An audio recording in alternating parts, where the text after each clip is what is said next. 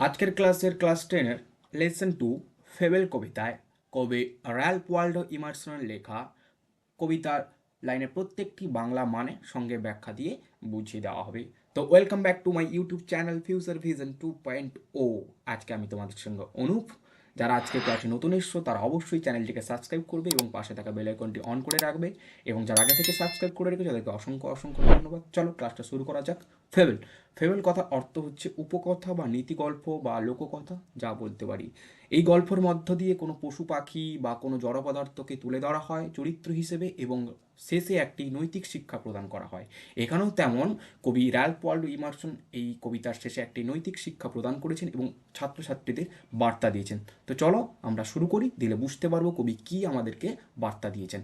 Ralph Waldo Emerson 1803-1882। Ralph Waldo Emerson 1803 সালে জন্মগ্রহণ করেন। 1882 খ্রিস্টাব্দে তিনি মারা যান। ওয়াজ অ্যান আমেরিকান এজেস্ট, তিনি ছিলেন একজন আমেরিকার প্রাবন্ধিক, লেকচারার, প্রভাষক অ্যান্ড পোয়েট এবং কবি। হিজ ফেমাস পোয়েমস, তার বিখ্যাত কবিতাগুলো ইনক্লুড মধ্যে কনক্রোড হাইম অ্যান্ড ব্রহ্মা এবং ব্রহ্মায়। দ্য পোয়েম ডিসক্রাইবস, কবিতায় ব্যাখ্যা দেওয়া হয়েছে, এ কনভারসেশন, একটা কথোপকথন, between the squirrel and the mountain, একটি কাঠবিড়ালি এবং একটি পর্বতের মধ্যে কথোপকথন এখানে ব্যাখ্যা দেওয়া হয়েছে। দ্য স্কুইরাল পয়েন্টস আউট, কাঠবিড়ালি তুলে ধরেছে, দ্যাট যে ইন দিস ওয়ার্ল্ড, এই পৃথিবীতে, এভরি বিং, প্রত্যেকটি মানুষ, লিভিং অর নন লিভিং, যারা বাস করে এবং জড় পদার্থ, লিভিং কথার অর্থ হচ্ছে জীব, অর নন লিভিং কথার অর্থ হচ্ছে জড় পদার্থ, যারা বেঁচে আছে এবং যারা বেঁচে নেই, জড় পদার্থ, বিগ অর স্মল, বড় এবং ছোট, হ্যাভ দেয়ার, আছে তাদের, ইন্ডিভিজুয়াল, আলাদা আলাদা, রিজনস, কারণগুলি, ফর এক্সিস্টেন্স, তাদের অস্তিত্বের জন্য আলাদা আলাদা কারণ আছে। এখানে কবি র্যালফ ওয়াল্ডো ইমারসন আমাদেরকে সুন্দর করে একটা তুলে ধরেছেন একটি পাহাড় এবং একটি স্কুইরালের মধ্যে, অর্থাৎ পাহাড় এবং কাঠবিড়ালির মধ্যে সুন্দর একটা কনভারসেশন এখানে তুলে ধরেছেন। হ্যাঁ, এটি অবশ্যই কাল্পনিক, এটা বাস্তবিক নয়, কিন্তু কবি আমাদেরকে এই কাল্পনিক একটি কবিতার মধ্য দিয়ে আমাদেরকে বোঝাতে চেয়েছেন যে আমাদের কি করা উচিত, কোনো মানুষকে বা কোনো জড় পদার্থ হোক বা জীব যাই হোক, আমরা কাউকে ছোট করে দেখব না। এখানে কবিতা শেষে একটি শিক্ষা দিয়েছেন, আমরা পড়লে বুঝতে পারবো। পড়েই চলো শুরু করি আমরা পড়াটা কি আছে। দ্য মাউন্টেন, পাহাড় অ্যান্ড দ্য স্কুইরাল এবং কাঠবেড়ালি হ্যাড এ কোয়ারেল, ঝগড়া করছিল। অ্যান্ড দ্য ফর্মার, এবং আগের জন, কল দ্য লেটার, পরের জনকে বলছে, লিটিল পিক, ছোট্ট দাম্বিক। দেখো ফর্মার এখানে রেফার্স টু দ্য মাউন্টেন, অর্থাৎ মাউন্টেন কিন্তু বলছে, প্রথমজন মাউন্টেন, তো মাউন্টেন বলছে লেটার, লেটার মানে পরে, পরে কথার অর্থ হচ্ছে স্কুইরালকে বলছে, অর্থাৎ পর্বত কাঠবিড়ালিকে বলছে ছোট্ট দাম্বিক। এই যে লিটিল পিক, এই যে কথাটা এখানে, এই ওয়ার্ডটা এখানে দেওয়া আছে না, এই ওয়ার্ডটা একটি অহংকার সহিত ব্যবহার করেছেন মাউন্টেন। তো চলো, বান রিপ্লাইড, কাঠবেলের উত্তরে বলছে, বান কথার অর্থ হচ্ছে বান রেফার্স টু দ্য স্কুইরাল, এখানে বান কথার অর্থ হচ্ছে কাঠবেড়ালিকেই বোঝানো হয়েছে।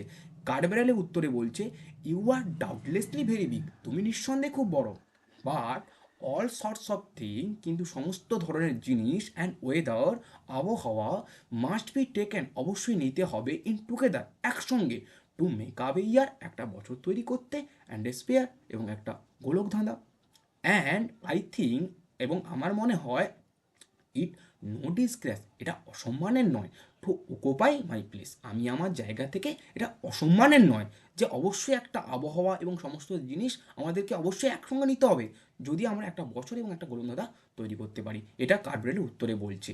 আরও বলছে, if I am not so large as if, আমিও তোমার মতো এত বড় নই, but you are not so small as I, তুমিও আমার মতো এত ছোট নও। দেখো কত সুন্দরভাবে বলছে কাঠবিড়ালি পাহাড়কে। And not half so spry, এবং তুমি অর্ধেকটাও চটপটে নও। স্প্রাই কথা হচ্ছে চটপটে, হ্যাঁ, চঞ্চল। স্প্রাই কথা চঞ্চল বা চটপটে, যেটা বলতে পারি আমরা।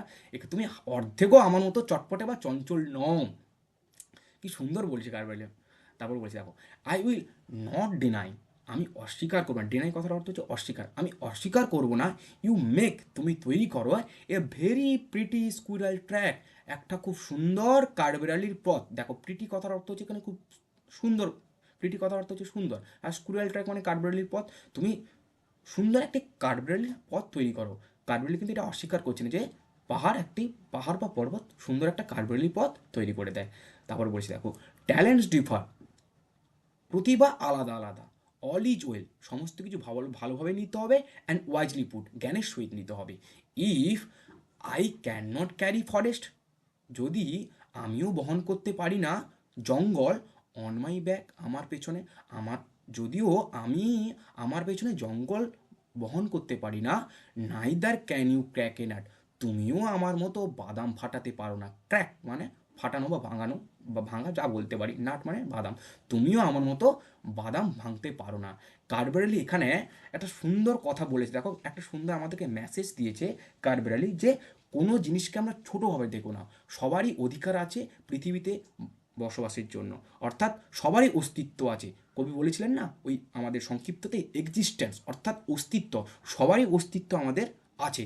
তো কাউকে আমরা ছোটোভাবে দেখব না, কবি এইটুকুই আমাদেরকে বার্তা দিয়েছেন, অর্থাৎ সবাই সবার অধীনে নিজের মতো করে আছে এবং নিজের মতো করে চলছে, অর্থাৎ সবার না সবার ট্যালেন্টস ডিফার, ওই যে একটা লাইন দিয়েছিল না, ট্যালেন্টস ডিফার, অর্থাৎ আলাদা আলাদা প্রতিভা, ঠিক আছে, সবার না সবার কিছু না কিছু প্রতিভা থাকে, তো কাউকে আমরা ছোটোভাবে দেখবো না, সবাইকে সমান চোখে দেখবো। কবি এইটুকু আমাদেরকে বার্তা দিয়েছেন। চলো আজকের মতো এখানেই শেষ।